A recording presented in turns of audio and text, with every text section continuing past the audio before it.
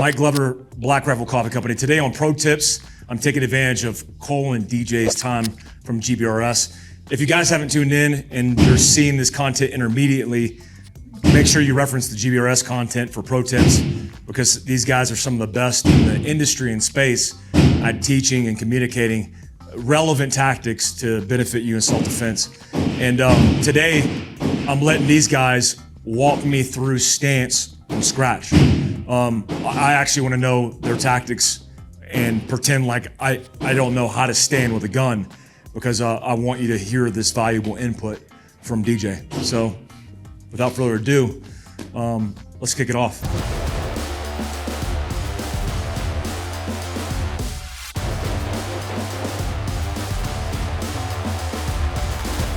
Stance matters. It does. Especially at the high level, when you start moving and shooting, I figure the way I've seen it is the very first step is the hardest one for them to get. To wrap their head around, I have to do all of this stationary, and now I have to move and do the same thing. So the stance we talk about, feet shoulder width apart, and if I were to push you on the back and we would take just a natural step forward, that's a little bit exaggerated, but if you imagine running a belt fed, if I was going to tell you to stand and run 200 rounds out of a saw and all the teammates watching right now, that's exactly what you're going to do. We're going to drive through, that foot's probably going to sway out a little bit, but what we found over the course of doing this the last little bit is that if we bring those toes closer into alignment and we drive that heel down, I can manage recoil better. I keep plates presented to the actual threat, but then if you just watch this, range of motion. So if I leave my foot out here, like if I was gonna do a big Muay Thai kick or something like that, but if I go to rotate to there, I can get about 90. I can get some pretty good rotation here, but if I rotate my foot in just that far, I can actually get farther around with the gun. I can spin more. But for this, for the initial step, so when I drive out my low ready, my high ready presentation, my pistol draw, move, I literally just take a step. And now it's normal. So we talk about running a gun from 1 shot to 31, whatever it is in between. I've got to be able to manage the recoil, trigger prep, trigger reset. But if you look at it from the side profile, when we get in this normal stance, 1 foot forward, toes pretty much in a line, shoulder width. If I were going to push a truck right now and I grab and I lean into it, this is kind of the stance. If you were to shoot in on a double and I have to meet resistance, this is how I'm going to be. If I have to punch you, draw a pistol, shoot, this is my stance. But I feel this translates to moving and shooting. That's the end state. It's CQB, high end shooting, moving and shooting. This is what it is. You've been walking around for almost 40 years, like we just step. A lot of guys get, and we were guilty of it too in the military, we get in this stance, maybe a little bit of stagger, but we start to lean forward, ass goes out, and then we're just unstable. If I grab you by the back of the head, you just spill onto the ground. We don't want that. I don't want a posture break. I don't want you to be able to break down my posture, so we stand upright, spine in alignment, 360, 720 awareness, and this becomes the pillar, the foundation of everything, the lower half. So when you see the transitions from rifle to pistol, nothing on the lower body will move. Same thing when we move and shoot. Now we just move. Toes are in alignment. We don't walk like this. Yeah. We don't. We keep toes in alignment. So the initial step from the build is if I was going to shoot on a balance beam, how do I walk? Toes in alignment. Yeah. Everything's in there. Everything's coming from the center line. That's where I process all my information from my eyes, from my center line. If I was going to engage something there, I just turn my body, shift my feet, the entire thing. So the whole premise of stance is you don't know. I don't know if it's going to be 2 rounds or 22 rounds. I don't know. I've got to be prepared to do the entire thing. So belt fed or not, that's just what it becomes. Yeah. So we prep for the worst, and we feel like this gives us a little bit of an easier approach to moving and shooting. I feel like a lot of guys they get so hung up on it, like, how do I manage recoil? How do I do this? Make it all the same. Yeah. Like my body doesn't know the difference if I draw a pistol or I shoot a carbine. It doesn't matter. Yeah. My head's in the same position. I'm presenting plates and I'm driving into my eye line.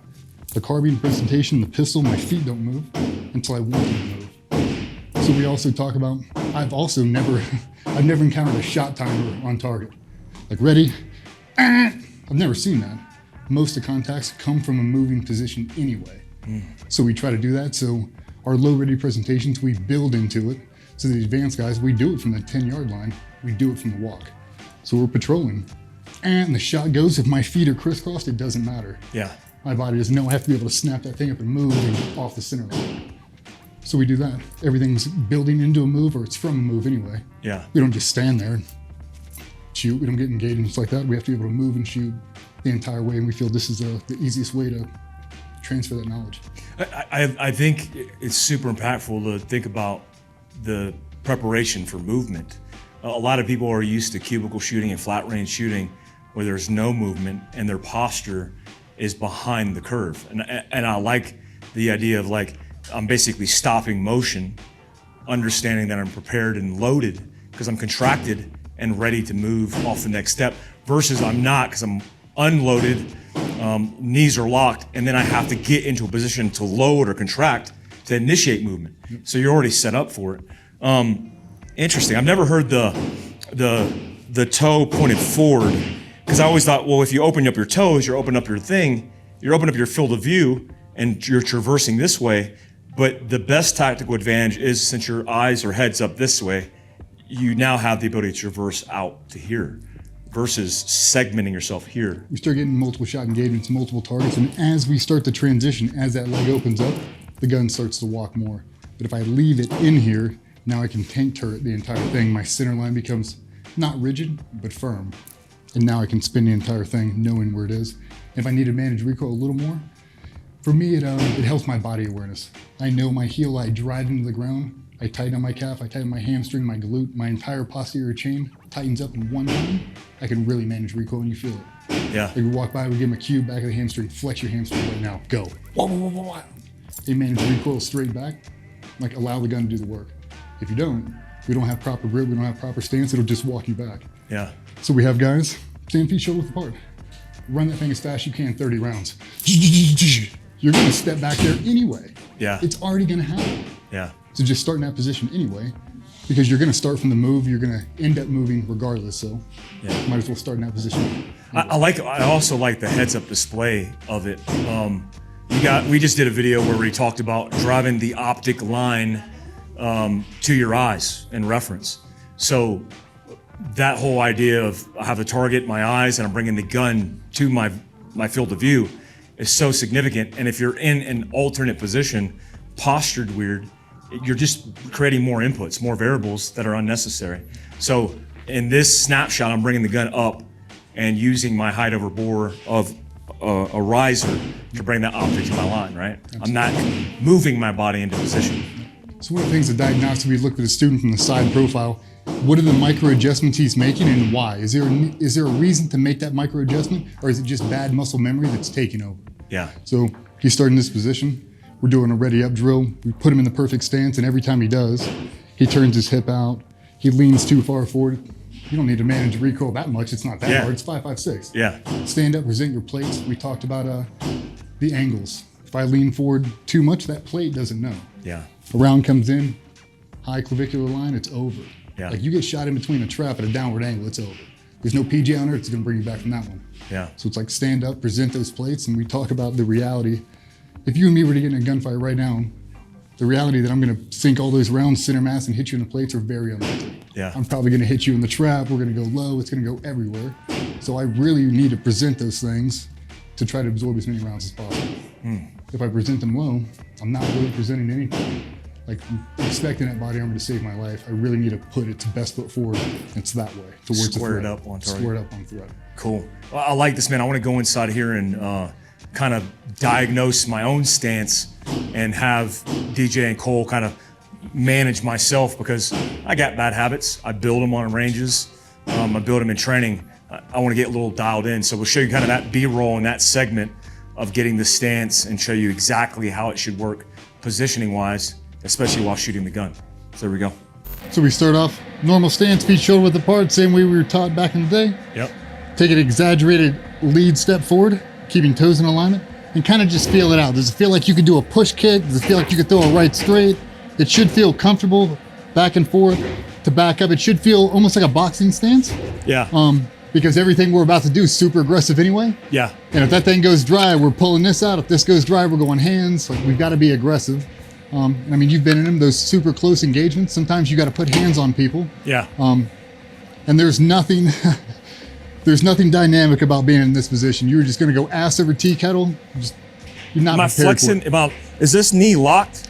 So that knee, it stays flexed until you need to lock it. So Okay. if you drive it out and you need to take a long shot, especially that target transition from 7 meters to 50, and it's like, I really need to lock it in so there's no wobble, we think heel, drive it in like a spike going down.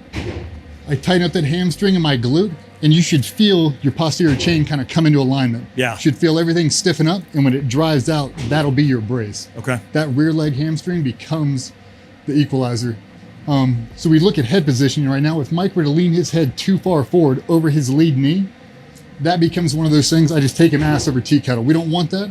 We want plates presented, heads, eyes down range, heads up display, good universal stance. And then right now, like, depending on what he's doing, if he gets sloppy in the hips and they start to move around too much, and I tell him, tighten up your hamstring and your glute, it'll lock everything in here. It puts him into alignment. And now he knows this is essentially as good as it's ever going to be, knowing it's not reality. Yeah. But if we have to, I'd rather train on the flat range for this, knowing that I'm constantly going to be moving. This is a better position for me to lock everything in and take one solid shot to break him and then continue the progression. We're still moving. If I got to take that one shot, I can stop real quick. We can do a toe drag. But this, I feel, translates to moving and shooting easier than this for position. sure. That first step, like, do I step with my right foot or my left foot? It doesn't matter. Yeah. But right now, if we were going to push a truck, this is my position. I'm going to lean into it and drive it out. And for managing recoil, so many people harp on it. Grip doesn't matter. Stance doesn't matter. It absolutely matters because we have to be able to manage every ounce of that because people's lives depend on it. Got it. So the obsession over the details and understanding body mechanics and body awareness is really the focus of it. Okay. Get some rounds on target. Yeah. All right.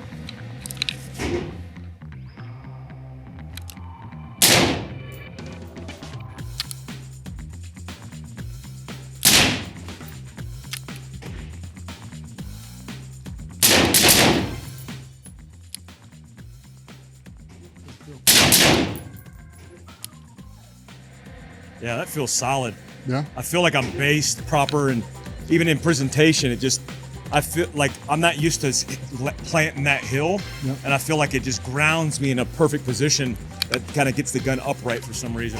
We're trying to take the lower body out of the equation. We're trying to put it in such a familiar position because you've spent your entire life walking upright. Yeah. So we want something you have a million reps of doing. You don't have a million reps of doing shit other than walking and breathing, really. Yeah. So it's like, let's take something you're super confident in. You're a tier 1 dude at walking for sure. Yeah. So let's build a stance around something you know better than anybody else, your body and how it feels to walk. So let's put yourself in an advantageous position. I have to catch myself like leaning my ass and then grounding my heel, and it just kind of puts me back into the...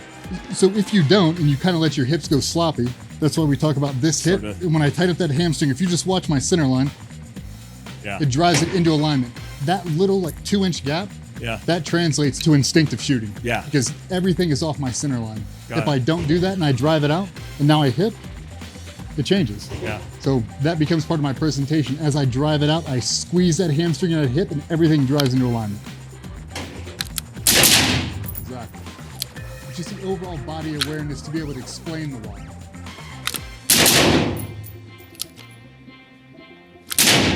Exactly. So if we were running a belt fed right now, all the boys are around, we run a 200 round box right now. That's the stance I'd put them in.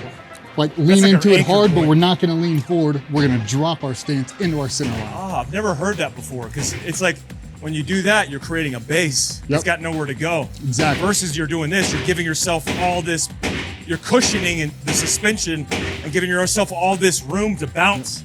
So when you think about it, running a belt fed, if I was a left-handed shooter and I leaned super far forward, you remember when that thing goes, when you finally hit bolt lock, you do one of these, you're leaning you're already unstable. We've already broken your posture just by not understanding the awareness. So we square it up, we lean into it, but we really drop our center of gravity in between both pillars. Yeah. We're dropping straight down into the hole. I love that, man. Like it's a universal stance, and I feel it provides you more options because you have so many reps of doing it. That's what we keep talking about. Yeah. Do something you have more reps than anybody else doing. Walking. This is the stance you're gonna walk in, it's the stance you're gonna shoot into CQB. You start from that baseline, you can burn reps. My pistol draw is the exact same thing as my low-rated presentation from the waist down. Yeah. My body doesn't even know the difference. Yeah. So it's like if you make it repeatable, you can burn twice as many reps in half the time. I love that, man. Yeah, it's like, what's interesting about this whole block is it's all setting you up for the advantage. You talk about the tactical advantage, that anchoring, that's a game changer. I know if it's a pro tip that I'm learning from, I know you're learning. That's why I like the guys from GBRS is they're bringing a lot of these modern tactics and techniques that they utilized in the Navy and the GWAT that are helping guys like me, civilians like you potentially, get better, more optimized. Look, man, I appreciate you guys' knowledge base and everything you guys are doing. I learned a lot spending some time with these guys, and more pro tips to come. If you are watching this, you're likely going to see more pro tips in the future from them, but also content on fieldcraftsurvival.com and gbrsgroup.com. Stay tuned to all their stuff. I appreciate it, DJ. Thank you so much, man, for coming out. Thanks for having us, man. Thank you. Appreciate it. Thanks, guys.